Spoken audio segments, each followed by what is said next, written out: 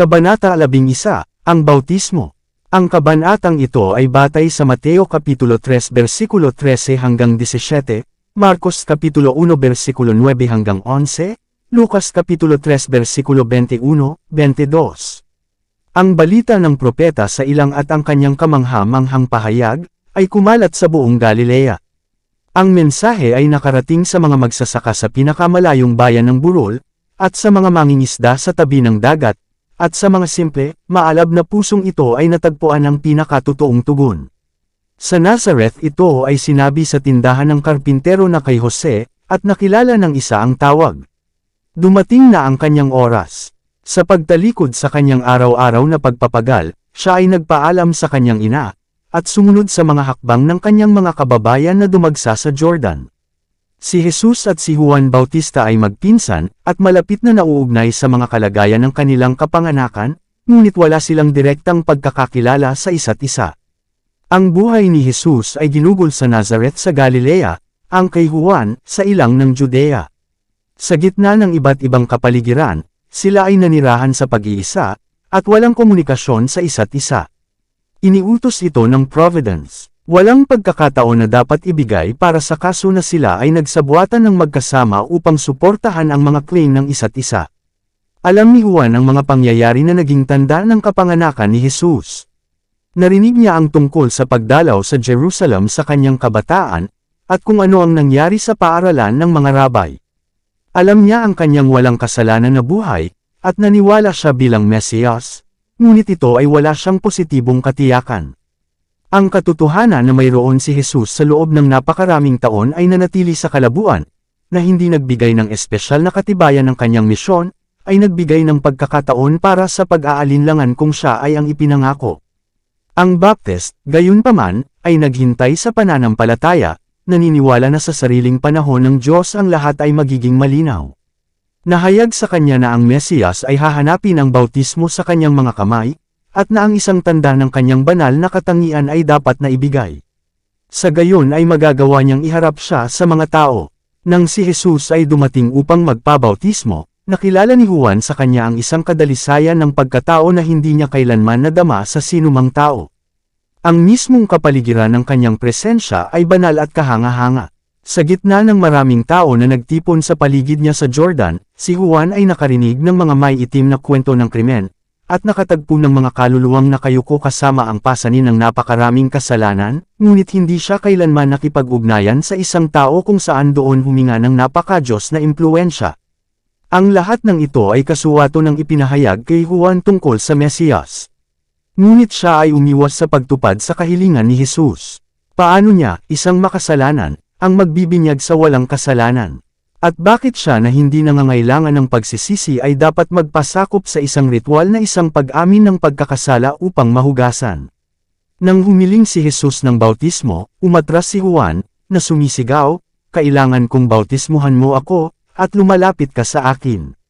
Taglay ang matatag ngunit banayad na awtoridad, sumagot si Jesus, "Pabayaan mo na ngayon, sapagkat ganito ang nararapat sa atin na ganapin ang buong katwiran."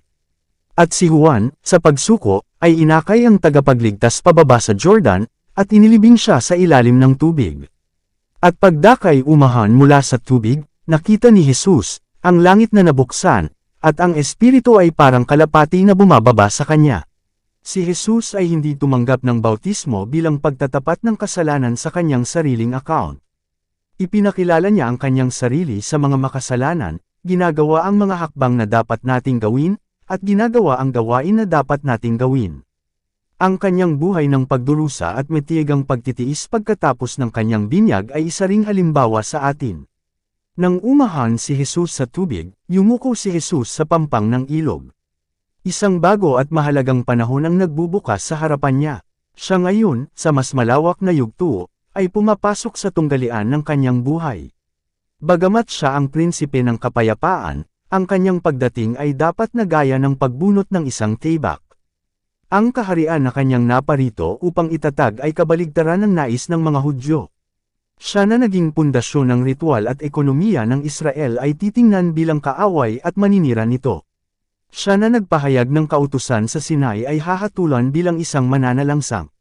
Siya na naparito upang sirain ang kapangyarihan ni Satanas ay tutuligsa bilang Beelzebub.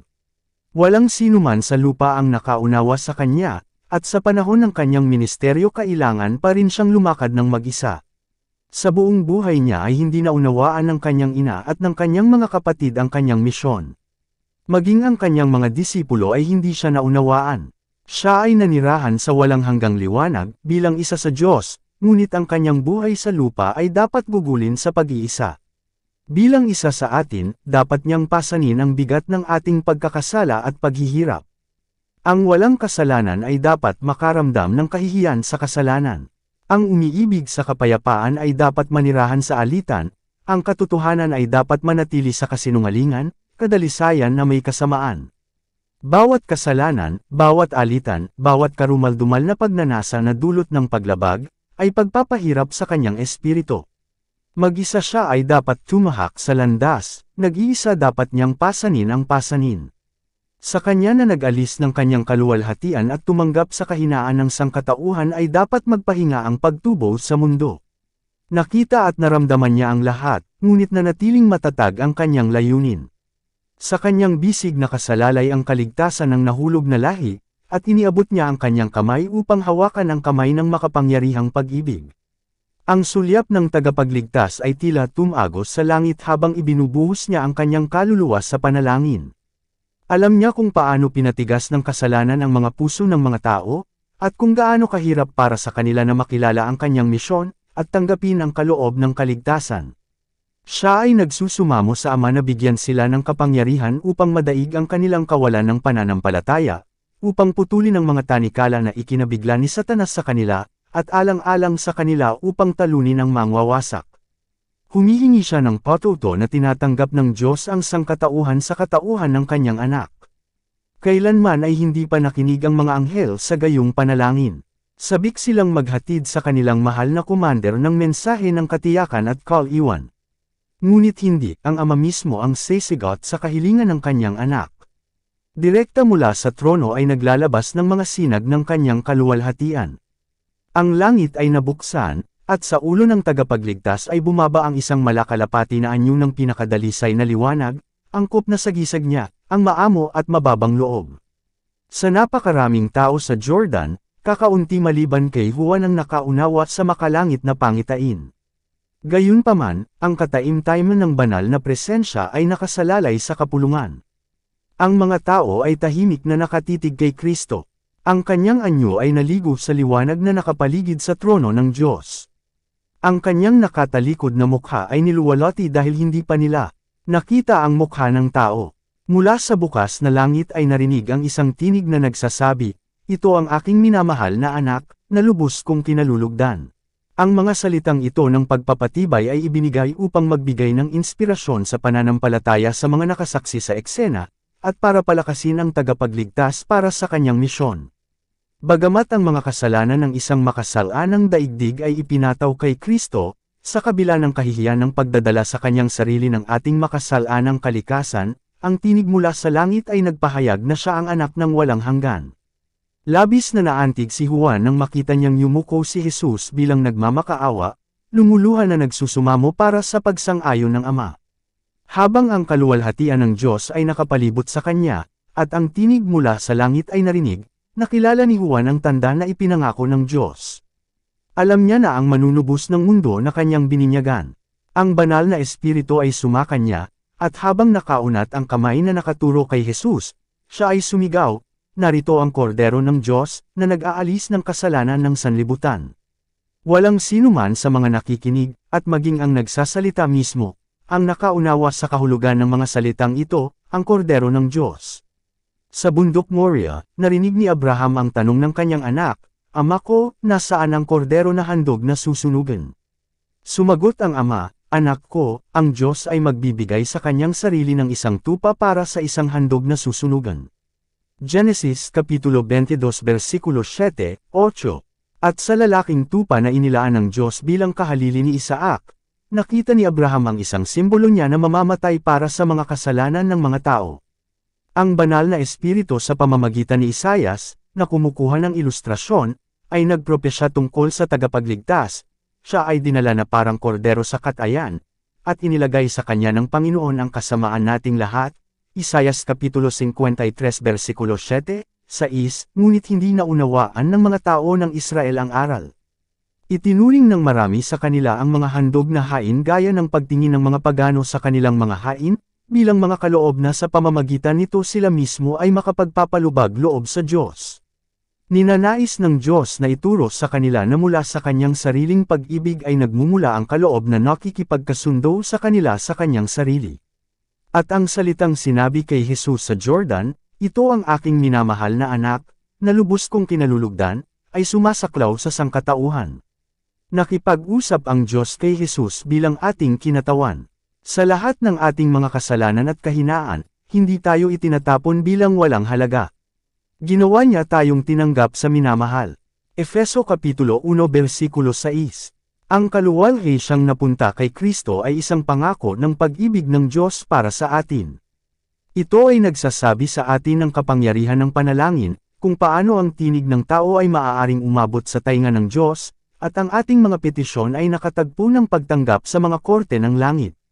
Sa pamamagitan ng kasalanan, ang lupa ay nahiwalay sa langit, at nahiwalay sa pakikasama nito, ngunit muli itong ikinabot ni Jesus sa globo ng kaluwalhatian.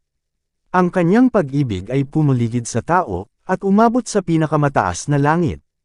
Ang liwanag na bumagsak mula sa bukas na mga pintuan sa ulo ng ating tagapagligtas ay babagsak sa atin kapag nananalangin tayo para sa tulong na labanan ang tukso.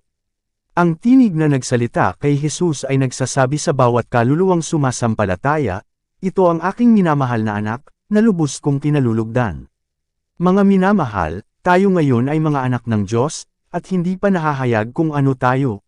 Ngunit alam natin na, kapag siya ay nahayag, tayo ay magiging katulad niya, sapagkat makikita natin siya kung ano siya. Unang Juan Kapitulo 3 versikulo 2. Binuksan ng ating manunubos ang daan upang ang pinakamakasalanan, ang pinakamahirap, ang pinakainaapi at hinahamak, ay makasumpong sa Ama. Lahat ay maaaring magkaroon ng tahanan sa mga mansyon na pinuntahan ni Jesus upang ihanda. Ang mga bagay na ito ay sinasabi ng banal, yaong totoo, yaong may susi ni David, yaong nagbubukas, at walang nagsasara, at walang nagbubukas. Narito, inilagay ko sa harap mo ang isang bukas na pinto, at walang sinumang makapagsasara nito. Apokalipsis Kapitulo 3 versikulo 7, 8. Dito nagtatapos ang Kabanata 11. Para updated ka sa susunod na kabanata, ay huwag kalimutang mag-subscribe, mag-follow at mag-share sa ating channel Renilab TV. Maraming salamat po.